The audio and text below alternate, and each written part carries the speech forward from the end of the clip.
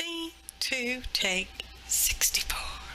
Hey y'all, Artist Poet Girl here, also known as APG Jamie. And I made some swatches for a piece I was working on. And it was the orange one that I fell in love with. And I thought, oh, I just love these so much. These would just make totes adorbs journals, little journals. So I decided I would make some journals, and I thought, well, hey, let's just show everybody how we made it, okay? Okay, then. So I'm using what's like student grade acrylic paint there in the tubes, basics, artist loft, list of ingredients in the description box below, people.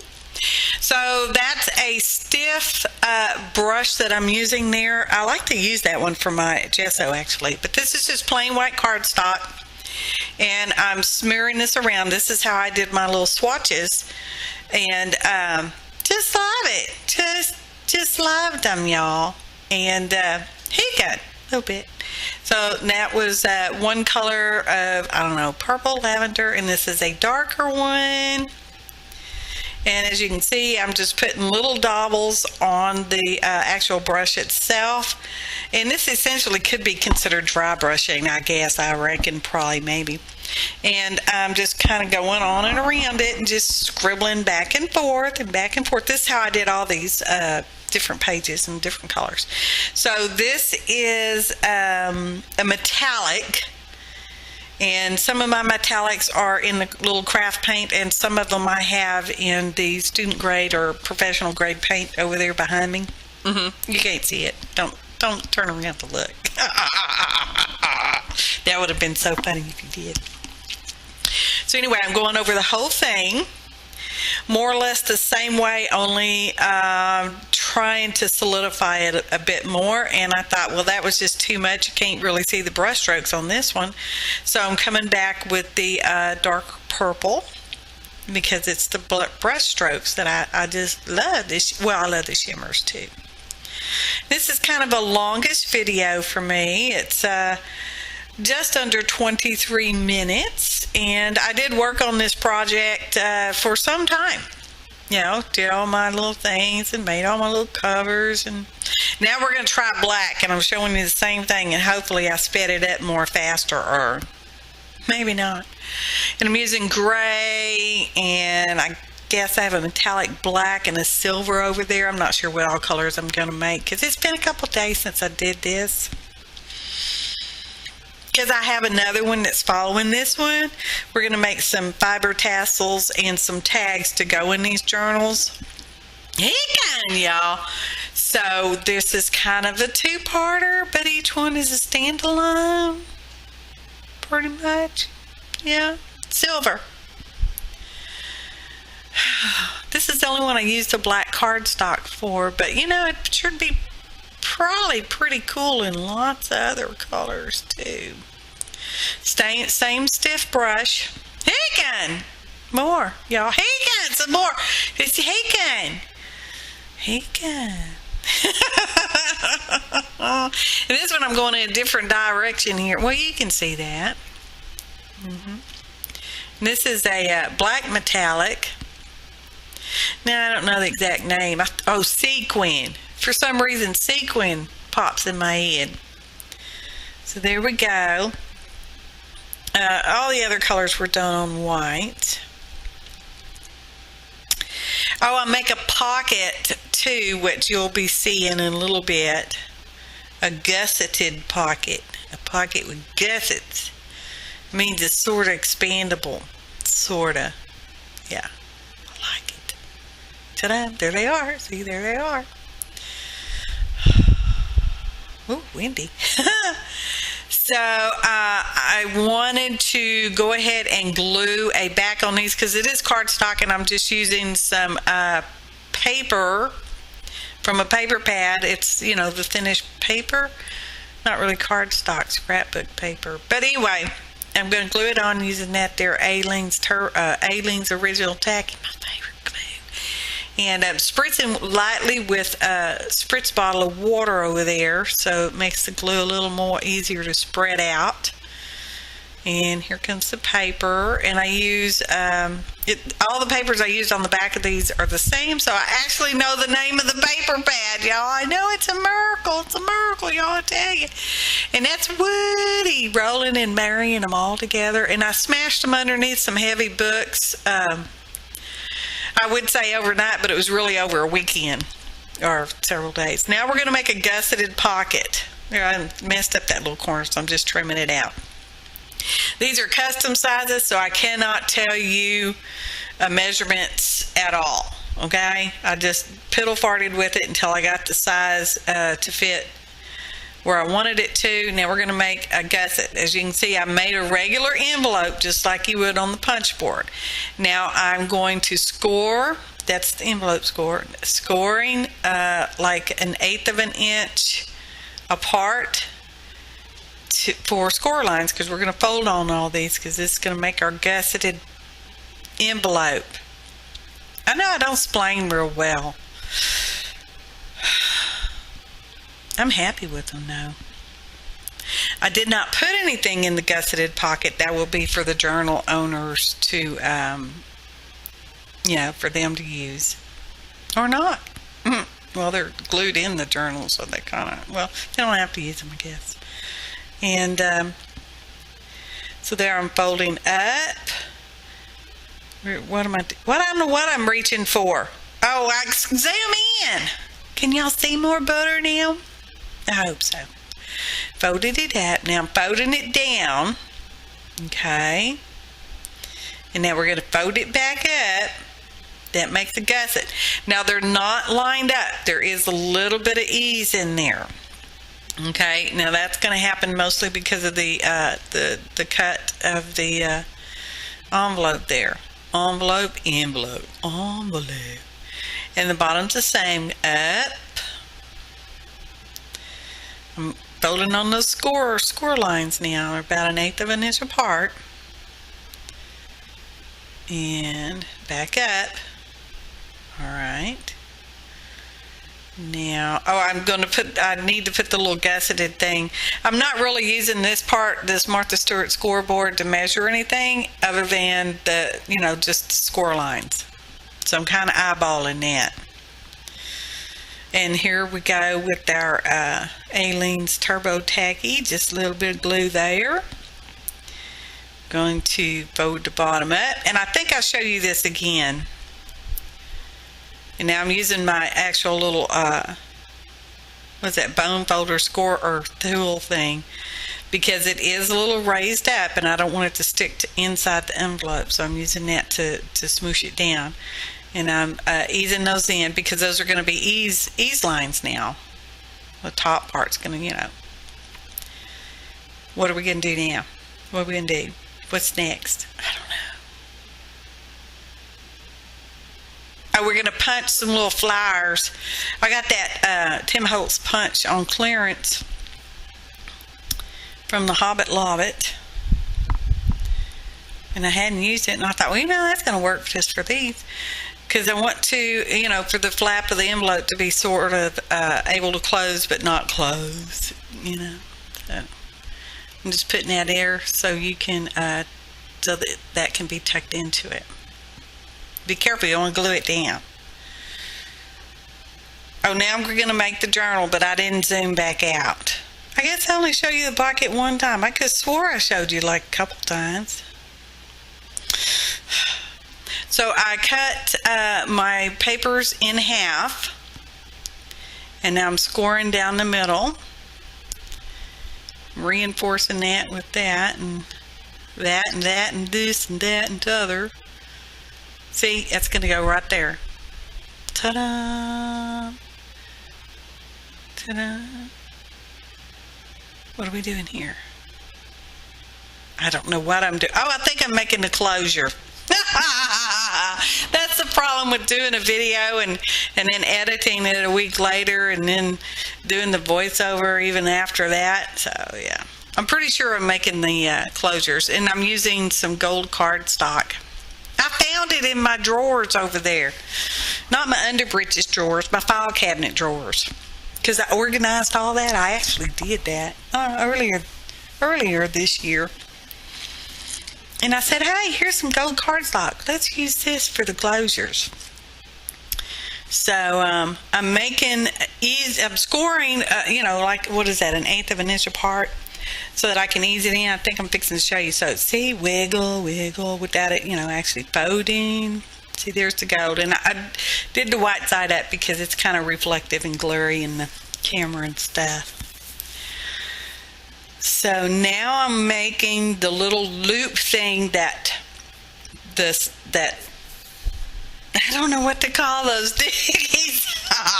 The one I just showed you that wiggles, it's going to slide into this part. The wiggle thing we'll call a hinge, and this thing we'll call a latch. Okay. Maybe it'll stay straight in my head.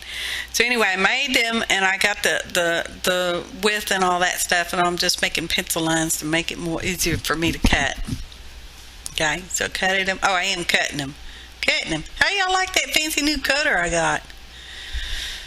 It's pretty big though. Well, I mean, because I need it for 12 by 12s, but yeah. So now I'm folding them up, because I scored the line. When you make closures on yours, you're just going to have to do the best you can. So, evidently now we're going back to the envelopes. The little, pocket envelopes that go inside. See, it's pocket, puts an envelope. It's Poco'lope. Poco'lope. Gluing it on there. I rounded the corners on the journals, by the way. I didn't show you that part. And evidently I got all my little envelopes made, and I didn't show you. I could have swore I showed you how to make two of them. But anyway, you can go back to that part and slow it down if you need to. Now we're going to make some die cuts, so we've got to switch in view. Oh, we're not making die cuts. We're doing embossing. And you spritz it ever so lightly with water. I mean, just like barely just spritz it. So that's the embossing folder.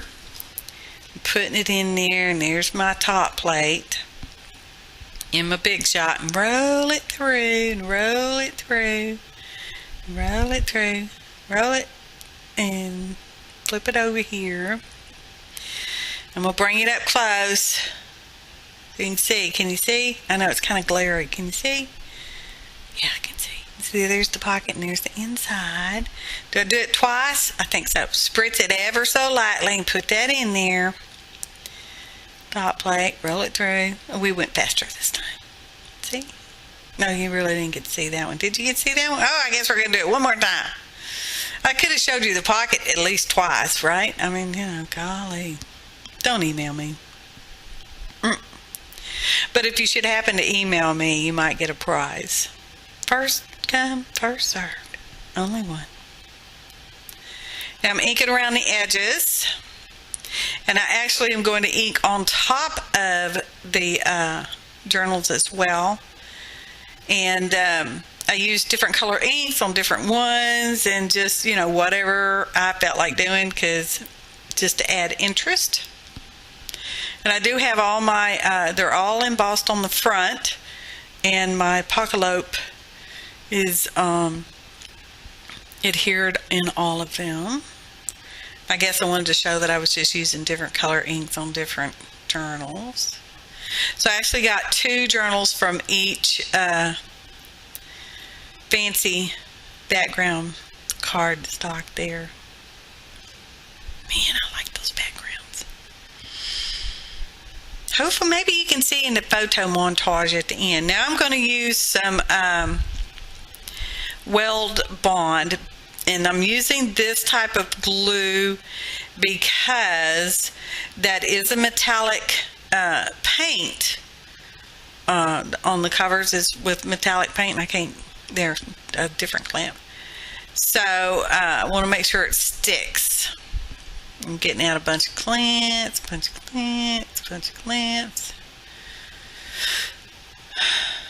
Just gluing the one side, and that's going to get glued onto the back of the journal, outside back cover of the journal. Well, they're not journals yet because they don't have any signatures in them. I did that for all of them. Now this is going to be the latch. Yeah, yep. Trimming off the little corners because once it, yeah, it just looked better. Looked more better. So I squirted out the Weldbond. I'm going to use a little brush. Now putting it on the, it's like a 1/4 of an inch part. And I'm gluing that onto the front cover. The latch is going on the front cover. The front cover. Making sure that the, what did I call that thing? I don't know what I call that thing now. Making sure that's going to slide in there pretty good. Now I'm going to make some little hearts because once I sew the signatures in with the pamphlet stitch, I'm going to put these on the strings. So now I've got coffee dyed papers and colored papers and music papers and just whatever kind of papers I had, and I'm putting them in there and trying to go in a specific order, but it doesn't necessarily work so much. And I don't know how many pages are in a signature. I make one giant signature, as you can maybe see here. Can you see it? And we're going to fold them in half. Fold them. I'm going to try to get them pretty straight. Now this is handmade, so there's not necessarily anything machine made about it. Even though I do use my big guillotine cutter in a little bit, which you'll see that too. I'm burnishing it and burnishing it. And I take my my bone folder, not a real bone, to an art class where I was teaching some girls how to make a journal, and I misplaced it. I found it now. It's been found. So here's my big giant guillotine cutter. It's 17 inch. Oh man, this thing is nice. It's got that bar that rolls down on it, and you can, yeah. And then you use leverage. It just cuts like almost like butter. Almost like butter, more like piece bread. And those are the little tiny slivers because I want those pages, those ends to be pretty straight. So we're going to show you again further out. See, I slide it in there. I've got my little measurement up there, rolling down the bar to smash the edges. Thanks, Army Linda Mom. And just cut it off, and here comes the little slivers I'm showing you. Oh, and I'm saving those. I don't know why, but I felt like I needed to keep those because they're pretty. I'm going to use them for something maybe someday or not. So here we go. We've got our signature, you know, one giant thick signature, and I'm lining up my center pretty good. Now all the pages are not even because some of the pages inside the signature were shorter than others, which is fine because that's what I wanted. And I'm clamping to the back cover. I'm going to use a pokey tool to poke 3 holes because I'm just doing a 3-hole pamphlet stitch. One at the top, one at the bottom-ish, and one in the middle-ish. And I'm doing them all at the same time because I'm not doing any measurements.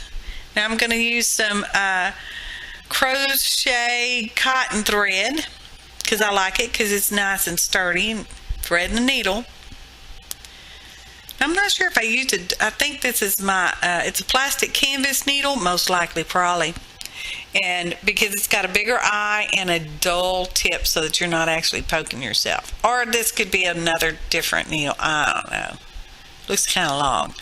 So you go in the middle from the inside to the top, in the middle to the bottom, back in the middle. Actually, you go in from the inside to the outside in the middle. Then you go out, then you go all the way to the bottom, and then you come back out inside. And you want to make sure your thread is on either side of that long stitch in the middle.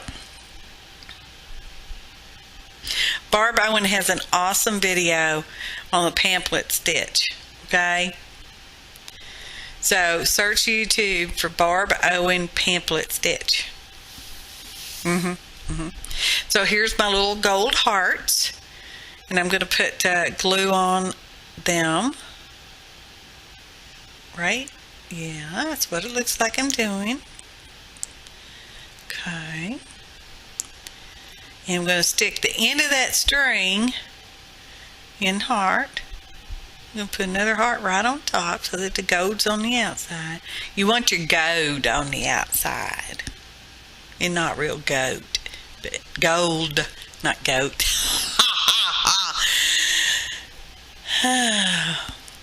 So there we go. And hearts on a string. Love journals. Journal love. Let's make some. I was so happy with that one. So anyway, we're getting close to our photo montage. Just a very brief flip through, as you can see. And there's our closure. It is expandable. Okay, really pretty. I added some tassels, which will be in an upcoming video. So, photo montage makes me happy. I love them. I use a different embossing folder on everyone because I collect embossing folders. Yeah, I collect a lot of art supplies. Yeah, go back and forth. There's two different sets because there's the upper part and a bottom. So I got two journals from each piece of cardstock there. They got a lot of paper in them too, I'll tell you what. So I don't know if I actually ever could do an actual flip through. So, but next time we'll be making tassels and tags to go inside. Disclaimer screen. Thanks for watching and happy art, y'all.